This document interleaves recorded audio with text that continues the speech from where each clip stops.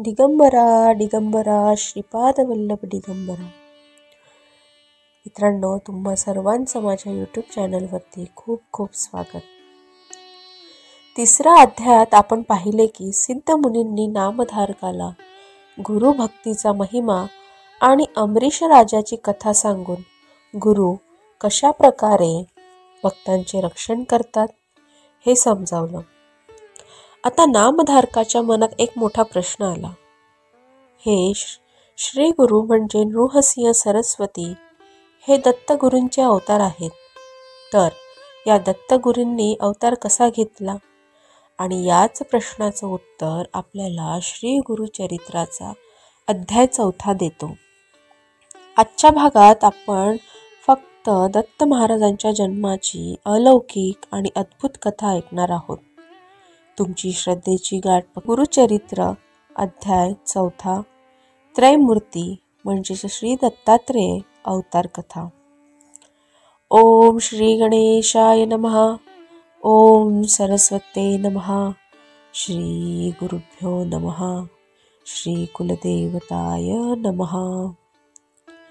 त्रैमूर्ती श्री दत्तात्रेयांचा अवतार कसा झाला ते मला सविस्तर सांगा असे नामधारकाने विचारले असता सिद्ध योगी म्हणाले, नामधारका, तू फार चांगला प्रश्न विचारला आहेस. तू प्रश्न विचारल्यामुळे मला ती कथा पूर्ण आठवत आहे. प्रथम मी तुला अत्री ऋषी कोण होते ते सांगतो. सृष्टी निर्माण होण्यापूर्वी सर्व जलमय होते. त्यात हिरण्यगर्भ झाले. तेच रजोगुणापासून निर्माण झालेले ब्रह्म, त्यालाच ब्रह्मांड म्हणतात. मग त्याचे 2 तुकडे झाले व तेथे धरती व तेथे वरती आकाश, खाली भूमी असे 2 भाग झाले. ब्रह्माने तेथे 14 भुवने निर्माण केली. 10 दिशा, मन, बुद्धी, वाणी आणि कामक्रोधादी षड्विकार उत्पन्न केले. मग सृष्टीची विस्तृत रचना करण्यासाठी मरीची, अत्री, अंगिरीस, पुलस्तव, क्रतू आणि वसिष्ठ असे 7 मानसपुत्र निर्माण केले. त्या सप्तर्षी पैकी अत्रींची पत्नी अनुसया ही श्रेष्ठ पतिव्रता होती. साक्षात जगदंबाच होती. तिच्या लावण्य रूपाने वर्णन करता येणार नाही. थोर पतिव्रता असलेल्या तिची पतिसेवा पाहून ही स्वर्गाचे ऐश्वर्य घेईल की काय अशी सर्व देवांना भीती वाटू लागली. मग इंद्रादी सर्व देव ब्रह्मा, विष्णू, महेश या त्रिदेवांना भेटले. त्यांनी अत्री, अनुसया यांची सगळी हकीकत सांगितली. त्यावर इंद्र म्हणाला, महातपस्वी अत्रींची पत्नी अनुसया असामान्य पतिव्रता आहे. ती काया, वाचा, मनाने अतिथींची पूजा करते. ती कोणालाही विन्मुख करीत नाही. तिचे अलौकिक आचरण पाहून सूर्य सुद्धा तिला घाबरतो. तिला उन्हाचा त्रास होऊ नये म्हणून तो मंद मंद तापतो. तिच्यासाठी अग्नी थंड शीतल होतो. वारा सुद्धा भीतीने मंद मंद वाहतो. तिच्या पायांना त्रास होऊ नये म्हणून भूमी मृदू होते. ती शाप देईल अशी आम्हा सर्वांना भीती वाटते. ती कोणत्याही देवाचे स्थान हिरावून घेईल असा तिच्या पुण्याचा प्रभाव आहे. यावर काहीतरी उपाययोजना करा, नाही तर स्वर्ग तर जाईलच, शिवाय आम्हाला तिच्या दारात सेवा चाकरी करत राहावे लागेल. देवांचे गाऱ्हाणे ऐकताच ब्रह्मा, विष्णू, महेश भयंकर रागवले आणि म्हणाले, चला आत्ताच आपण तिच्याकडे जाऊ. तिच्या पतिव्रत्याचा भंग करून तिला पृथ्वीवर ठेवू, नाहीतर यमलोकाला पाठवू. असे बोलून त्यांनी सर्व देवांना निश्चिंत राहण्यास सांगितले. मग सती अनुसयेचे सत्व पाहण्यासाठी ब्रह्मा, विष्णू, महेश यांनी भिक्षुकाचा वेश धारण केला. मग ते 3 जण अत्री ऋषींच्या आश्रमात आले.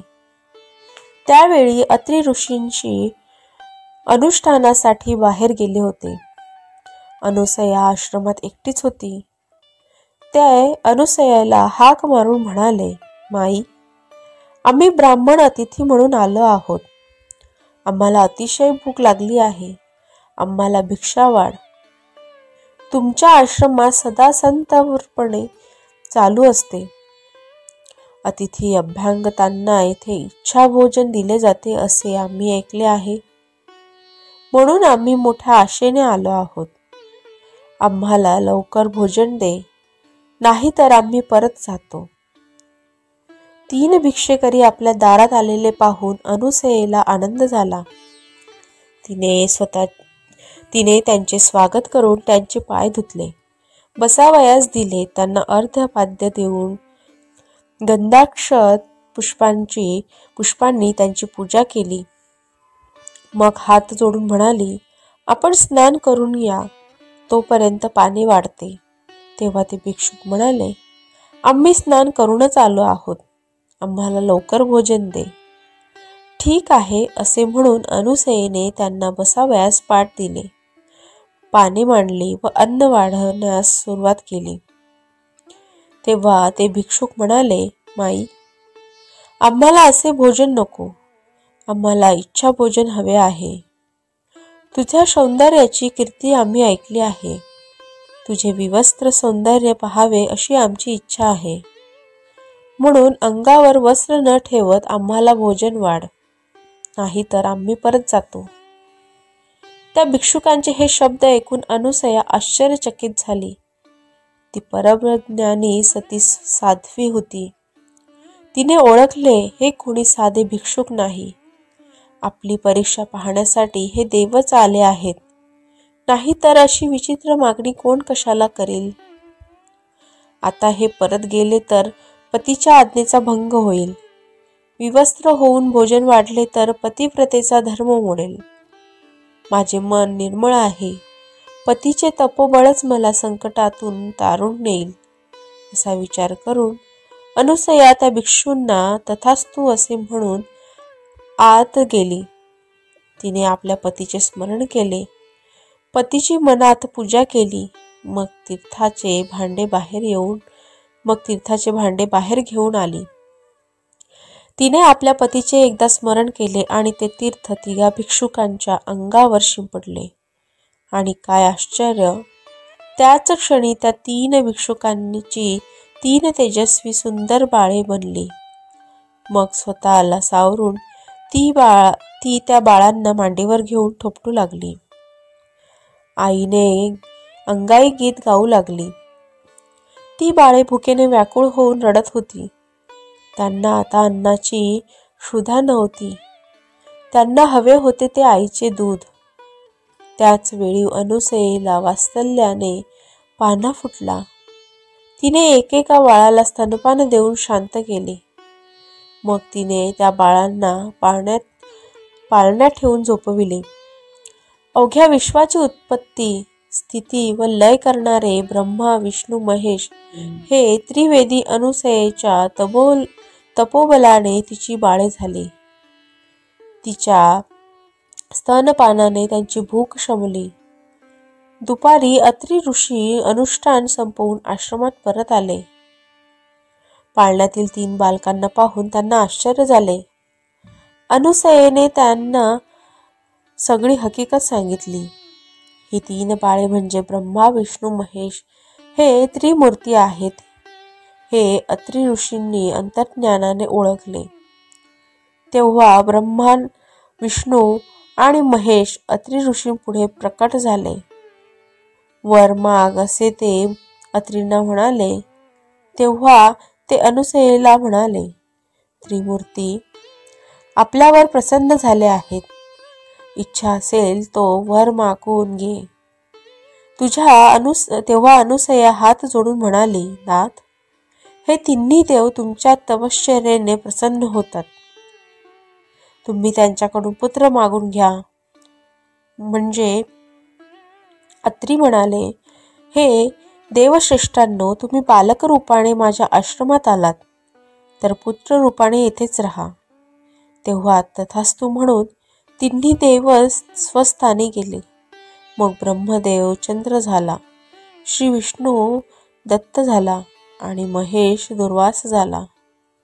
काही दिवसांनी चंद्र व दुर्वास मातेला म्हणाले, आम्ही दोघे तपाला जातो. तिसरा दत्त येथेच राहील. तोच त्रयमूर्ती आहे असे समज. अनुसयेने अनुज्ञा दिली असता चंद्र व दुर्वास तप करण्यासाठी निघून गेले. त्रिमूर्ती दत्त मात्र आईवडिलांची सेवा करीत तेथेच राहिले. ब्रह्मदेव आणि शंकर यांनी आपापले दिव्य अंश दत्ताच्या ठिकाणी स्थापन केले. तेव्हापासून दत्त अत्रि अनुसयेची पुत्र श्री विष्णूंचा अवतार असूनही त्रिमूर्ती दत्तात्रेय म्हणून एकत्वाने राहिला.